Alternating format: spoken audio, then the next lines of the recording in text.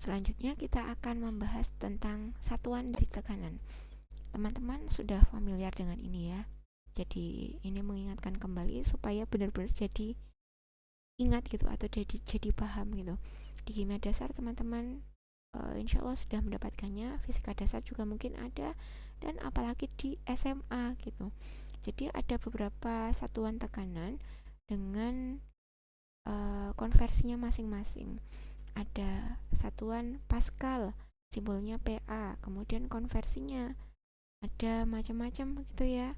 Nah, yang sering dipakai itu ada yang 1 kg per meter sekon kuadrat. Kemudian ada PSI atau pound per square inch. Ya, ini pound per inci kuadrat. Nah, 1 PSI ini akan setara dengan 6.000-an gitu, 6.894,76 Pascal. Kemudian ada satuan atmosfer yang disimbolkan dengan ATM, yang ternyata 1 ATM ini akan setara dengan 760 torr. Kemudian ada satuan lain bar, yang mana 1 bar ini akan setara dengan 100.000 Pascal atau 10 pangkat 5 Pascal. Kemudian ada satuan yang lain lagi, yaitu milimeter Hg atau milimeter merkuri. Nah, 1 mm Hg ini akan sama dengan 1 torr gitu ya. Nah, kemudian selain satuan tekanan ada satuan volume. Nah, untuk volume gas, teman-teman ingat satuan volume itu ada liter. Liter akan setara dengan 1 desimeter kubik itu ya. 1 liter sama dengan 1 desimeter kubik.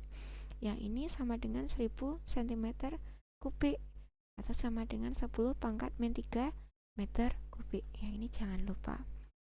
Nah, sekarang cek, teman-teman coba kerjakan untuk konversi tekanan gitu ya. Jika punya 1 molekul gas ideal, kemudian volumenya 12 liter pada saat temperaturnya 25 derajat Celcius begitu. Nah, berapa tekanannya, dan teman-teman diminta untuk menyatakan dalam satuan kilopascal dan juga satuan atmosfer. Kemudian yang kedua, misalkan pada perakiraan cuaca begitu ya, kadang sering dinyatakan bahwa tekanan atmosfer itu dalam satuan kilopascal. Nah, kalau punya satuan kilopascal ini, coba nyatakan tekanannya dalam satuan atmosfer, torr, dan juga milimeter Hg. Coba dikerjakan dulu ya. Nah, selanjutnya kita lihat untuk keadaan gas, untuk tekanan tadi ternyata masuk dalam jenis sifat intensif. Kemudian volume ternyata masuk dalam jenis sifat ekstensif. Lalu temperatur itu ternyata masuk dalam sifat intensif. Kemudian mol ternyata masuk dalam jenis sifat ekstensif. Nah, kira-kira mana ya yang bergantung pada kuantitas materi yang sedang ditinjau? Nah, teman-teman sudah langsung bisa nebak ya. Dilihat dari ini tadi, mana yang termasuk sifat intensif dan juga ekstensifnya. Oke, selanjutnya kita lihat pada keadaan gas.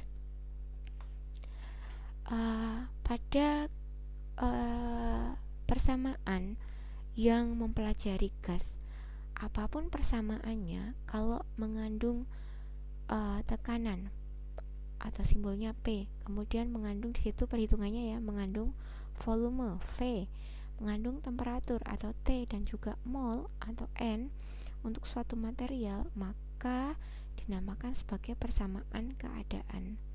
Nah, ternyata dari percobaan itu diperkirakan bahwa persamaan PV sama dengan nRT itu merupakan persamaan keadaan yang match gitu ya dengan keadaan yang diperkirakan untuk penghitungan dari sifat gas. Nah, R sendiri adalah tetapan gas, teman-teman udah familiar dengan ini gitu ya, dan bisa ditentukan melalui perhitungan dari PV, ini hubungan PV nRT tadi, dimana R adalah perbandingan antara PV dibagi dengan NT, dan nilai dari R ini akan bergantung pada satuan PVT-nya gitu ya. Nah, nanti kita akan lihat macam-macam dari satuan R ini tadi. Dan ingat bahwa 1 joule ini, 1 joule untuk satuan energi ya, itu setara dengan Newton meter gitu, atau Pascal meter kubik gitu. Nah, ini ada satuan R yang berbeda-beda ya. Kalau mau gunakan liter atmosfer per mol Kelvin, maka bisa diperoleh nilai R sebesar 0,08 sekian.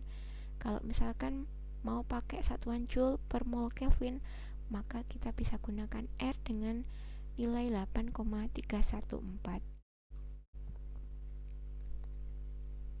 Nah, selanjutnya kita akan meninjau hukum gas. Nah, hukum gas ini ternyata ada kaitannya dengan pandangan makroskopik dan juga sifat-sifat mikroskopiknya gitu ya. Jadi, teman-teman tahu bahwa ilmu kimia merupakan ilmu yang mempelajari pada 3 level gitu. Ada level makroskopik, mikroskopik, dan juga simbolik gitu ya.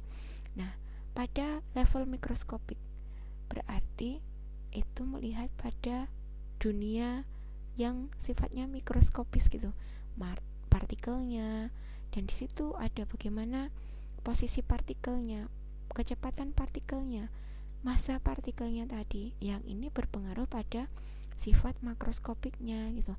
Nah, kalau pada sifat makroskopik kita lihat pada keadaan yang besar gitu. Jadi misalkan dalam tabung gas nitrogen gitu ya. Nah, gas di dalamnya ini memiliki tekanan sebesar apa gitu.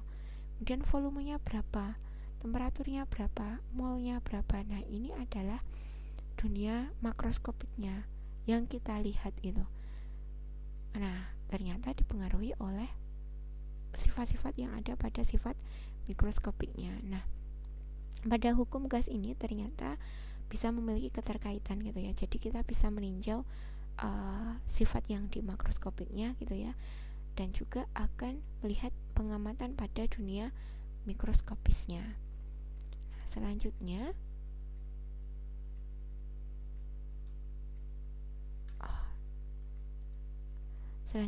kita lihat sebentar. Oke. Hukum gas pertama. Hukum gas pertama, teman-teman ini pernah mendengarnya ya. Jadi hukum Boyle gitu ya. Nanti kalau hukum gas A, B, C gitu, ada Avogadro, Boyle, dan juga Charles gitu. Dan nanti ada Gay-Lussac juga. Nah, terkait dengan percobaan hukum yang pada masa awal gitu, jadi di tahun 1600-an ternyata ada eksperimen yang dilakukan oleh Robert Boyle gitu ya, yang dikenal nanti dengan istilah hukum Boyle. Jadi pengukuran yang dilakukan oleh Robert Boyle ini merupakan pengukuran kuantitatif yang pertama terhadap tekanan dan juga volume gas, dilakukan pada tahun 1662. Nah, Boyle ini mendapatkan data, kemudian dikumpulkan dan disimpulkan bahwa volume ini berbanding terbalik dengan tekanan pada saat temperaturnya itu konstan begitu. Jadi kalau volumenya besar, maka tekanannya kecil. Nah, volumenya kecil, tekanannya besar. Jadi volume berbanding terbalik dengan tekanan begitu ya. Nah, kalau dilihat digrafikkan begitu ya dari hasil percobaannya tadi, kemudian disimpulkan demikian, maka kita bisa memiliki grafik sebagaimana yang digambarkan ini. Volume berbanding terbalik dengan tekanan. Ini menurut hukum Boyle. Ini adalah percobaan pertama ya secara kuantitatif yang melihat bagaimana hubungan antara tekanan dan juga volume gas. Nah, hukum Boyle ini tadi berarti menghubungkan parameter volume dengan tekanan dengan parameter yang lainnya dianggap konstan, yaitu temperaturnya dianggap konstan. Jadi pada saat itu dilihat menjebak gelembung udara dalam suatu wadah pada temperatur kamar begitu ya, 298 Kelvin. Kemudian dilihat tekanannya dan juga volumenya, ternyata memiliki perbandingan yang terbalik gitu.